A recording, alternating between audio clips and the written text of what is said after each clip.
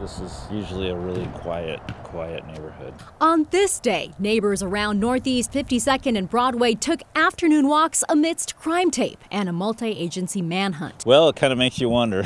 Nervous laughter, knowing escaped convict Scott M. Smith could be anywhere. It's a little nerve-wracking. Multnomah County Sheriff's deputies say Smith was on an inmate work crew at this green space on Northeast 94th and Hancock Drive when he escaped. He jumped into a ODOT vehicle that unfortunately was left open and running. Deputies say Smith ditched the stolen ODOT truck on Northeast 52nd. What are the chances, right? Right in front of Alec Dobrin's house. It was kind of scary. Actually, when I first came home, I did go through the basement and the attic, just kind of checking anybody here, because you never know. Alec took these pictures of police searching the house across the street.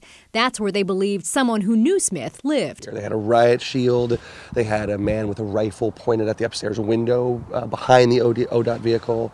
And they did a sweep of the house, very much, with a canine unit as well. Searched the home and he's not in there. So at this point, he is still somewhere out here in the community. Lieutenant Mark Schrake says Smith is a low-level offender with no history of violence. He was initially charged with identity theft and was serving a 90-day sanction for a parole violation. There's an end date to it, and he would have been out and free on his own. So it's a little bit odd and strange that you're going to easily make it a lot longer than the 90 days that he was initially in for. But first, they have to find him. Neighbors hope it happens soon. Makes you keep your eye out a little bit more than you might otherwise.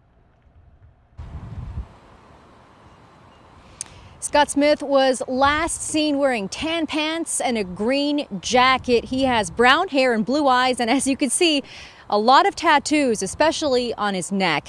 If you spot him or you know where he is, call 911. Do not approach him. Laurel, back to you. Thank you, Catherine.